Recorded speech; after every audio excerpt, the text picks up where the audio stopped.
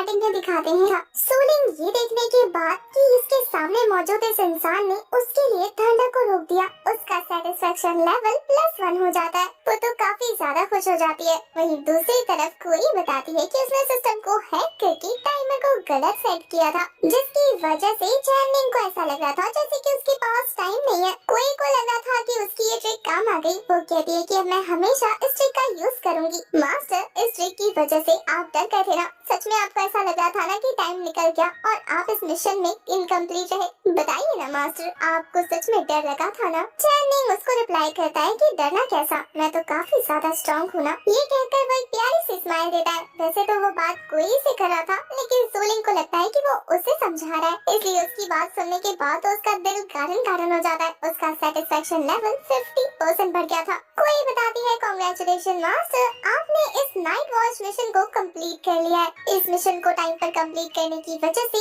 आपको 5 की रेटिंग दी जाती है और इस मिशन को कंप्लीट करने के बाद आपको कल्टीवेशन का रिवॉर्ड मिलेगा, जिसके बाद आप बॉडी टेम्परिंग की पीक लेवल पर पहुंच जाएंगे और साथ ही आपको फैंटियान गोस्ट हैंड की पावर मिलेगी। तभी अचानक से आसमान से स्पिरिचुअल पावर आते ही हमारे चैनिंग की बॉडी में एंटर हो जाता है। इस स्पिरिचुअल पावर को एब्जॉर्ब करने के बाद वो कह रहा था कि फाइनली अब मुझे ये स्पिरिचुअल पावर फील हो रही है, और फिर वो अपने गोस्ट हैंड को देखने के बाद कह रहा था कि सच में ये पावर बहुत ज्यादा अमेजिंग है, मुझे ये काफी पसंद आया। पावर मिलने के बाद चैनिंग पहले से भी ज्यादा स्ट्रॉन्ग लग रहा था और उसे देखने के बाद सोलिंग और ज्यादा खुश हो जाती है। वो तो उससे बहुत ज्यादा इम्प्रेस हो चुकी थी, ये कहते हुए कि ये कितना ज्यादा हैंडसम लग रहा है। वहीं चैनिंग अभी भी ना खुश था। वो कहता है कि मुझे इतना बड़ा काम करने के बदले सिर्फ इतनी सी स्पिरिचुअल पावर मिली है। मुझे तो लगता है कि तुम्हारा ये सिस्टम बिल्कुल बेकार है, इसे सही से काम करना नहीं आता। ये सुनकर कोई को गुस्सा आ जाता है और वो कहती है कि हमारा सिस्टम काफी अच्छे से काम कर रहा है, वो तुम्हारे मेरिडियंस और मैरो को सही कर रहा है। सिस्टम ने तुम्हें मॉडल बॉडी से इमॉर्टल फिजिक पीक बॉडी दी है, वो भी सिर्फ एक रात में। तुम्हें पता है कि तुम्हारी फिजिकल स्ट्रेंथ 50,000 पॉइंट्स तक इंक्रीज हो चुकी है, फिर भी तुम्हें ये सारी चीजें कम लग रही है। इसके अलावा ये सारे के सारे रिवॉर्ड सिस्टम ने खुद प्लान किए हैं, इसलिए इससे मेरा कोई लेना देना नहीं है। मैं तो बस तुम्हें असिस्ट करने वाली हूँ, जिसमें मैं तुम्हें टास्क बताऊंगी और उसे पूरा करने का रास्ता दिखाऊंगी। इसके अलावा मेरी कोई रिस्पॉन्सिबिलिटी नहीं है। और ये सारी बातें कोई काफी ज्यादा मुँह बनाते हुए करी थी, क्योंकि अब तक इस खड़ूस मास्टर से वो चिढ़ चुकी है। उसकी बातें सुनने के बाद चैनिंग मुस्कुराते हुए कह रहा था कि इसका मतलब ये है कि जो कुछ भी मुझे तुम बताती हो वो सब सिस्टम मुझसे कहती है। वो तो गुस्सा करते हुए कह रही थी कि क्या कहा तुमने, फिर से कहना। वो तो नॉटी अंदाज में मुस्कुराते हुए कह रहा था कि नहीं, मैंने कुछ नहीं कहा, भूल जाओ इस बात को। तभी रूम के बाहर से लूमे की आवाज आती है, जो कह रहा था कि सेट मास्टर, आपकी सारी की सारी मेड हाजिर हो चुकी है, एक बार आकर आप उनसे मिल लीजिए। वो ने 4 लड़कियों को अपने साथ लेकर आता है, जिसे पिछली रात को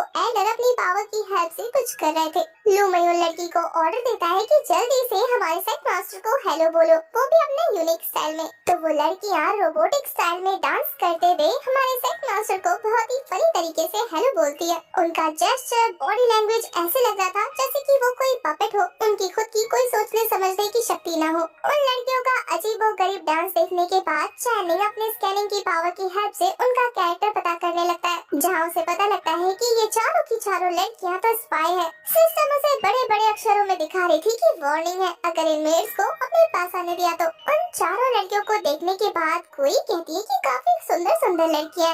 एक ही रात में 4 इतनी सुंदर लड़कियों को ढूंढना सच में बहुत ज्यादा मुश्किल काम था। ये पक्का थक गया होगा। लूमाई तो चैनिंग के आगे झुककर ग्रीट करते हुए कह रहा था कि सेट मास्टर, ये सारी की सारी औरतें यहाँ से 100 माइल्स की दूरी से बुलाई गई है, जो कि यहाँ पर सबसे खूबसूरत है। लाइटिंग स्केल पर देखने के बाद हमारे चैनिंग को पता लगता है कि ये बंदा तो उसे 20% माइनस में नापसंद करता है, और ऊपर से ऐसे दिखा रहा है जैसे कि वो चैनिंग के लिए कितना वफादार है। चैनिंग कोई रिएक्शन नहीं देता, बल्कि कहता है कि बहुत अच्छा काम किया। ये सुनकर तो लूमई हंसने लगा था। वहीं चैनिंग अपने हेवनली गोस्ट डिवाइन हैंड का यूज करते हुए थोड़ी देर के लिए आसपास के टाइम को स्टॉप कर देता है। उसके हाथ से थंडर रिलीज होने लगा था और उस खतरनाक एनर्जी के बीच में से उसका गोस्ट हैंड अपीयर होता है और सामने मौजूद लूमई की शोल्डर की एक हड्डी को उखाड़ कर वापस आ जाता है। उसके इस मेथड के कंप्लीट होते ही टाइम वापस से स्टार्ट हो गया था और किसी को पता भी नहीं चलता कि आखिर हमारे चैनलिंग ने अभी क्या किया। लू मई को ऐसा लग रहा था जैसे कि चैनलिंग ने उसे कोई रिवॉर्ड दिया हो। उसे उसके हाथ में कुछ फील होता है। जब वो देखता है तो उसे पता लगता है कि उसके हाथ में कोई हड्डी रखी है। वो कुछ सोच या समझ पाता कि तभी उसका लेफ्ट शोल्डर उसकी बॉडी से खिसक जाता है, क्योंकि वहाँ का बोन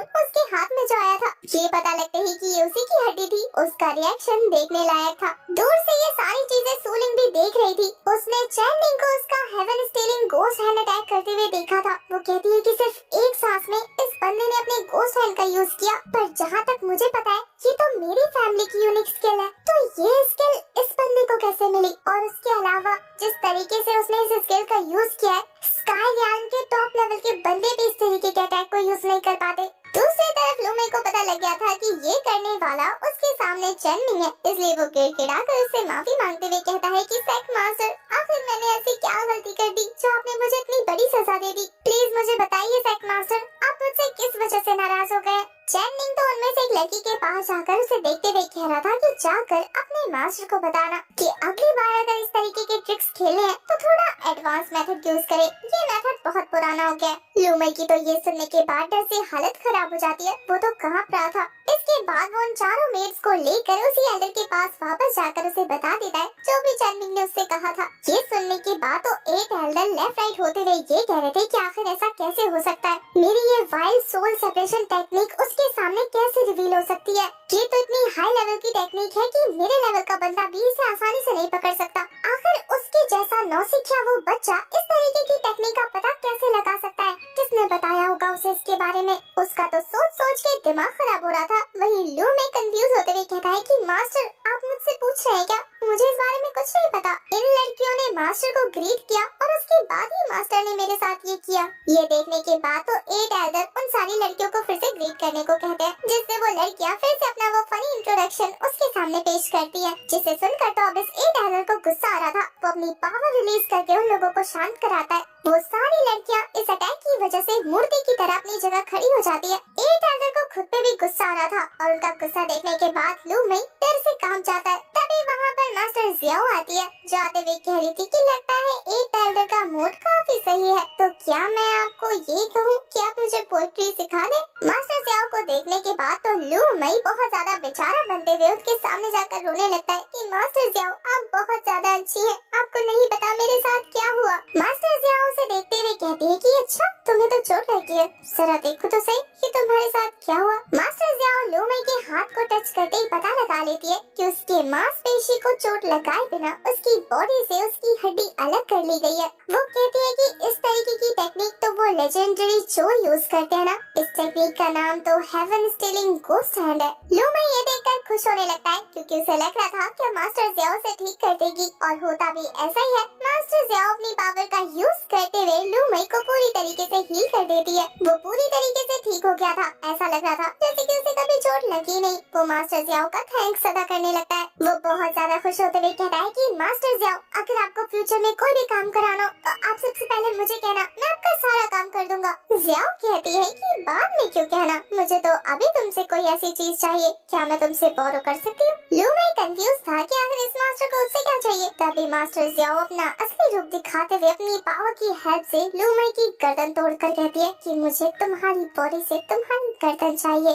अपने वफादार और फेवरेट डिसाइपल को मरता देखकर एट एल्डर गुस्से में सियाओ से कहते हैं कि आखिर तुमने ऐसा क्यों किया? सियाओ कहते हैं कि इस जैसे कचरे को अपने टीम में रखने का कोई फायदा नहीं, क्योंकि अब ये हमारे किसी काम का नहीं रहा, लेकिन हम इससे एक फायदा जरूर उठा सकते हैं। इसे गिफ्ट के तौर पे न्यू साइड लीडर को पेश कर देंगे। उनकी ये बातें चुपके से कोई सुन रहा था, जिसकी खबर मास्टर जियाओ को लग जाती है और वो अटैक करके उसे दूर फेंकते हुए कह रही थी कि कौन है वहाँ पर? ये जासूस और कोई नहीं बल्कि सोलिंग थी, जो मास्टर जियाओ के इस अटैक से बचते हुए पत्थर पर जंप करते हुए कह रही थी। मेरे कानों में उड़ती उड़ती एक खबर आई थी कि डीमन सैंड काफी सालों से मिसिंग है। मुझे नहीं पता था कि मुझे वो शनलोंग की एक एल्डर के तौर पर मिलेगी, जो यहाँ पर एक स्पाई बनकर काम कर रही है। सोलिंग की बात सुनने के बाद जियाओ कहती है कि मैंने भी सुना है कि वो लेजेंडरी थीफ 1 साल से गायब है। कहीं वो सच में मर तो नहीं गया, जो उसने एक छोटे बच्चे को भेजा है चोरी करने के लिए? जियाओ के मुंह से इस तरीके की बात सुनने के बाद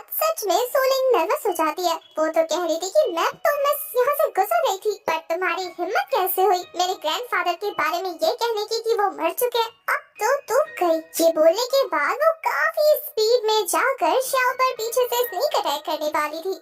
इससे पहले कि सोलिंग अटैक करती, मास्टर ज़ियाओ अपने स्कॉर्पियो किंग वाइब का यूज करते हुए जबरदस्त अटैक थ्रो कर देती है। पर सोलिंग की स्पीड इतनी ज्यादा थी कि वो काफी इजीली उस अटैक को डॉज कर चुकी थी और ये अटैक सीधा जाता है एट एल्डर के यार्ड के ऊपर। ये अटैक इतना ज्यादा जबरदस्त था कि बेचारे का यार्ड पूरी तरीके से डिस्ट्रॉय हो जाता है। और वही सोलिंग मुस्कुराते हुए कह रही थी कि मास्टर ज़ियाओ, तुम्हारा ये हेयर पिन बहुत ज्यादा अच्छा है, मैं अब इसे रखने वाली हूँ, मुझे ये पसंद आया। वैसे इसके अलावा तुम्हारे स्किल्स उतने भी कमाल के नहीं है, कहीं पे निगाह है और कहीं पे निशाना। बेचारे एक टेलर तो अपने यार्ड का ये हाल देखने के बाद जोर जोर से चिल्लाते हुए कह रहे थे, मेरे यार्ड की क्या हालत कर दी है, अगर तुम दोनों को फाइट ही करना है तो क्या यहाँ से बाहर जाकर फाइट नहीं कर सकते। इससे पहले कि कोई भी कुछ भी रिएक्ट कर पाता, हमें सोलिंग को दिखाते हैं जो उस हेयर पिन को देखते हुए ही बेहोश हो जाती है, क्योंकि वो हेयर पिन नहीं बल्कि असल में एक पॉइजनस वेपन था। सोलिंग को नीचे गिरता देखकर मास्टर ज़ियाओ उसके पास आते हुए कहती है कि तुम्हें किसी ने बताया नहीं कि विचेस पर कभी भरोसा नहीं करते,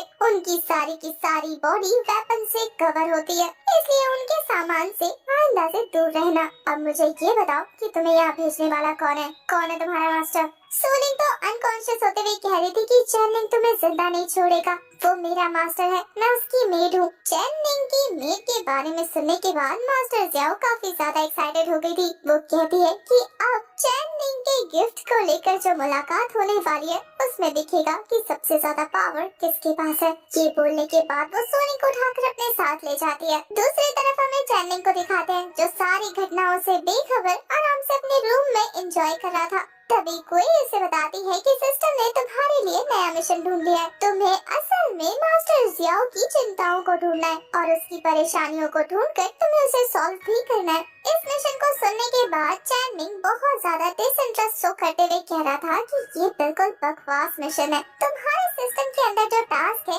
क्या उसमें से एक भी मेरे लिए सीरियस नहीं हो सकता। मैं इस तरीके के फालतू टास्कों से परेशान हो चुका हूँ। कोई उसकी बात सुनने के बाद कह रही थी कि आपको देखकर लगता है कि आप इस मिशन से सेटिस्फाइड नहीं है, आपके लिए 3 टास्क और आए, आप चाहो तो उन तीनों में से किसी एक को चूज कर सकते हो। चैनिंग तो फटाफट कोई को ऑर्डर देता है कि तीनों टास्क दिखाओ कि आखिर उन्हें क्या करना है। कोई एक एक करके चैनिंग को सारे के सारे टास्क शो करने लगती है। वो किसी भी टास्क के लिए हाँ नहीं करता, पर लास्ट वाले टास्क को कहता है कि हाँ ये थोड़ा सा ठीक लग रहा है। उसमें एक आदमी का जिक्र था जो थोड़ा थोड़ा औरतों की तरह दिख रहा था। इस टास्क को देखने के बाद कोई कहती है कि क्या आपको ये टास्क इंटरेस्टिंग लगा। चैनिंग इस टास्क को पढ़ने के बाद नर्वस होते हुए कह रहा था कि वैसे तो ये टास्क उतना भी अच्छा नहीं है, लेकिन औरतों के मन में क्या चल रहा है उससे बेहतर तो ये गैस करना है कि आदमियों के अंदर क्या चल रहा है, इसीलिए इसी टास्क को सिलेक्ट कर लो। ज़ियाओ मेई के बारे में चैनिंग को कुछ नहीं पता था, क्योंकि अब तक किसी भी एल्डर ने उसे अपना नाम नहीं बताया, इसलिए वो कोई से पूछने लगता है